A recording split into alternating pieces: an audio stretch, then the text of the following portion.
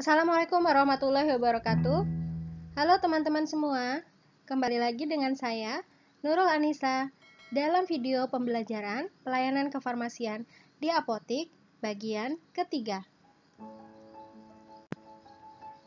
Dalam video rangkaian pembelajaran pelayanan kefarmasian di apotik, kita telah sampai kepada bagian ketiga, yaitu pelayanan farmasi klinik di apotik.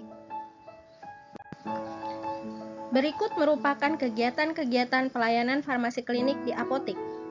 Yang pertama, pengkajian resep, kedua, dispensing, ketiga, pelayanan informasi obat atau PIO, keempat, konseling, kelima, home pharmacy care, keenam, pemantauan terapi obat atau PTO, yang ketujuh adalah monitoring efek samping obat atau MESO.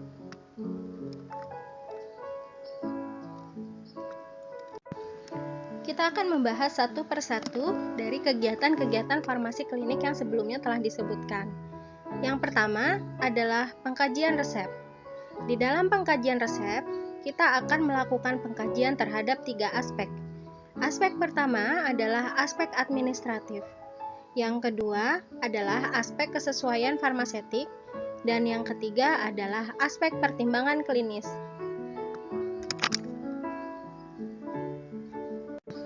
Kegiatan farmasi klinik di apotek yang kedua yaitu dispensing. Dispensing terdiri dari penyiapan, penyerahan, dan pemberian informasi obat. Setelah melakukan pengkajian resep, dilakukan hal-hal sebagai berikut. Yang pertama adalah menyiapkan obat sesuai dengan permintaan resep, dengan cara menghitung kebutuhan jumlah obat sesuai dengan resep, mengambil obat yang dibutuhkan pada rak penyimpanan dengan memperhatikan nama obat, tanggal kadaluarsa, dan keadaan fisik obat. Yang kedua adalah melakukan peracikan obat bila diperlukan.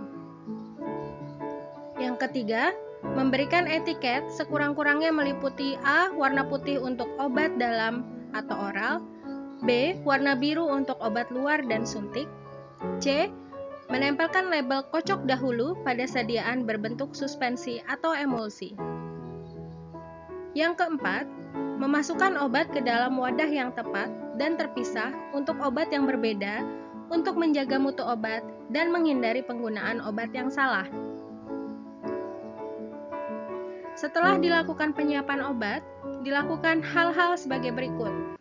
Yang pertama adalah sebelum obat diserahkan kepada pasien, harus dilakukan pemeriksaan kembali mengenai penulisan nama pasien pada etiket, cara penggunaan, serta jenis dan jumlah obat, atau kesesuaian antara penulisan etiket dan resep. Yang kedua, memanggil nama dan nomor tunggu pasien. Yang ketiga, memeriksa ulang identitas dan alamat pasien. Yang keempat, menyerahkan obat yang disertai pemberian informasi obat. Yang kelima, memberikan informasi cara penggunaan obat dan hal-hal yang terkait dengan obat, antara lain manfaat obat, makanan dan minuman yang harus dihindari, kemungkinan efek samping, cara penyimpanan obat, dan yang lainnya. Yang keenam, penyerahan obat kepada pasien hendaklah diberikan dengan cara yang baik, mengingat pasien dalam kondisi tidak sehat, yang kemungkinan emosinya tidak stabil. Yang ketujuh, memastikan bahwa yang menerima obat adalah pasien atau keluarganya. Yang kedelapan, membuat salinan resep sesuai dengan resep asli dan diparaf oleh apoteker apabila diperlukan. Yang kesembilan, menyimpan resep pada tempatnya. Yang kesepuluh, apoteker membuat catatan pengobatan pasien dengan menggunakan formulir 5 sebagaimana terlampir dalam peraturan perundang-undangan. Apoteker di apotek juga dapat melayani obat non-resep atau pelayanan swamedikasi. Apoteker harus memberikan edukasi kepada pasien yang memerlukan obat non-resep untuk pasien dengan penyakit ringan dengan memilihkan obat bebas atau obat bebas terbatas yang sesuai. Kegiatan farmasi klinis di apotek yang ketiga adalah pelayanan informasi obat atau PIO. PIO merupakan kegiatan yang dilakukan oleh apoteker dalam pemberian informasi mengenai obat yang tidak memihak, dievaluasi dengan kritis, dan dengan bukti terbaik dalam segala aspek penggunaan obat kepada profesi kesehatan lain, pasien, atau masyarakat. Informasi mengenai obat termasuk obat resep, obat bebas, dan herbal.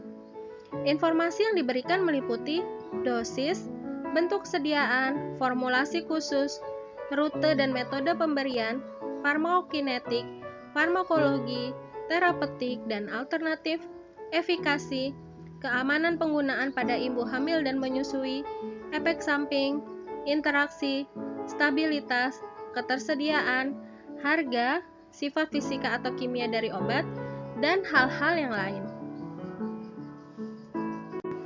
Kegiatan farmasi klinik yang keempat di apotek yaitu konseling. Konseling merupakan proses interaktif antara apoteker dengan pasien atau keluarga untuk meningkatkan pengetahuan, pemahaman, kesadaran dan kepatuhan sehingga terjadi perubahan perilaku dalam penggunaan obat dan menyelesaikan masalah yang dihadapi pasien. Untuk mengawali konseling, apoteker menggunakan 3 prime question. Apabila tingkat kepatuhan pasien dinilai rendah, maka perlu dilakukan dengan metode Health Belief Model. Apoteker harus memberikan verifikasi bahwa pasien atau keluarga pasien sudah memahami obat yang digunakan. Kriteria pasien atau keluarga pasien yang perlu diberi konseling adalah: yang pertama, pasien dengan kondisi khusus, seperti pasien pediatri, geriatri, gangguan fungsi hati atau ginjal, ibu hamil, ataupun menyusui. Yang kedua adalah pasien dengan terapi atau pengobatan jangka panjang atau dengan penyakit kronis, misalkan TB, DM, HIV, atau epilepsi. Yang ketiga adalah pasien yang menggunakan obat dengan instruksi khusus, misalkan penggunaan obat kortikosteroid dengan tapering down atau off pada pendosisan. Kemudian yang keempat adalah pasien yang menggunakan obat dengan indeks terapi sempit, contohnya digoxin, phenytoin, theophylline. Yang kelima, pasien dengan polifarmasi atau pasien yang menerima obat yang berjumlah cukup banyak. Yang keenam, pasien dengan tingkat kepatuhan rendah. Adapun tahapan dari konseling adalah: yang pertama, membuka komunikasi; yang kedua, menilai pemahaman pasien dengan 3 prime question; yang ketiga adalah eksplorasi masalah menggunakan obat oleh pasien; yang keempat, menyelesaikan masalah; yang kelima, verifikasi akhir. 3 prime question adalah suatu metode untuk mempertanyakan atau mengeksplorasi sejauh mana pasien memahami terapi yang sudah ia dengarkan dari dokter. Poin-poinnya yang pertama adalah apa yang disampaikan dokter tentang obat yang Anda dapatkan. Yang kedua, apa yang dijelaskan tentang cara penggunaan obat Anda oleh dokter. Dan yang ketiga, apa yang dijelaskan oleh dokter tentang harapan dari obat yang Anda gunakan. Kegiatan farmasi klinis di apotek yang kelima adalah pelayanan kefarmasian di rumah atau home pharmacy care. Home pharmacy care, dalam hal ini, apoteker sebagai pemberi layanan diharapkan juga dapat melakukan pelayanan kefarmasian yang bersifat kunjungan rumah, khususnya untuk kelompok lansia dan pasien dengan pengobatan penyakit kronis lainnya. Jenis pelayanan kefarmasian di rumah yang dapat dilakukan oleh apoteker meliputi: yang pertama adalah penilaian atau pencarian atau assessment masalah yang berhubungan dengan pengobatan. Yang kedua, mengidentifikasi kebutuhan pasien. Yang ketiga, melakukan pendampingan pengelolaan obat dan atau alat kesehatan di rumah, misalkan cara pemakaian obat asma atau penyimpanan insulin. Yang keempat, konsultasi masalah obat atau kesehatan secara umum. Yang kelima, monitoring pelaksanaan, efektivitas dan keamanan penggunaan obat berdasarkan catatan pengobatan pasien. Yang keenam, melakukan dokumentasi pelayanan kefarmasian di rumah.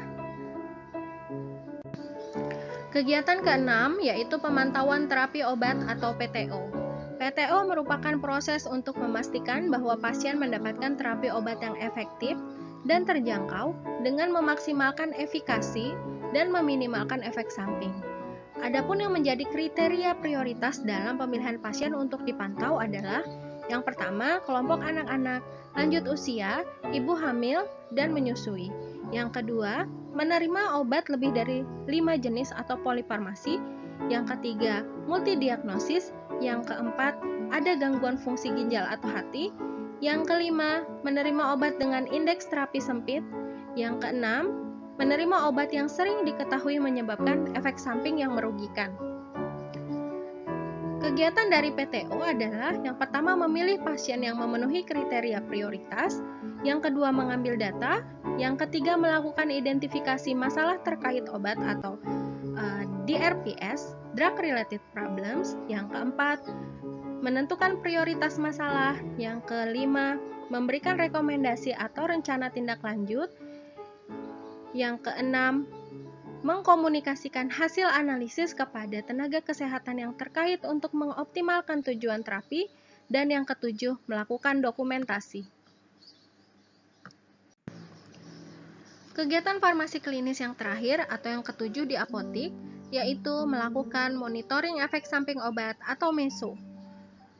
Monitoring efek samping obat merupakan kegiatan pemantauan setiap respon terhadap obat yang merugikan atau tidak diharapkan yang terjadi pada dosis normal yang digunakan pada manusia untuk tujuan profilaksis, diagnosis, dan terapi atau memodifikasi fungsi fisiologis. Kegiatan dari MESO ini adalah yang pertama, mengidentifikasi obat dan pasien yang mempunyai resiko tinggi mengalami efek samping obat. Yang kedua, mengisi formulir monitoring efek samping obat atau MESO. Dan yang ketiga, melaporkan ke Pusat Monitoring Efek Samping Obat Nasional. 7 kegiatan yang dilakukan di apotek untuk pelayanan farmasi klinik untuk satu tujuan, yaitu pharmaceutical care atau melaksanakan asuhan kefarmasian yang merupakan pelayanan kefarmasian langsung bertanggung jawab dengan tujuan untuk meningkatkan kualitas hidup pasien. Oke, sampai di sini dulu video 3. Sampai ketemu lagi di video 4. Terima kasih. Wassalamualaikum warahmatullahi wabarakatuh.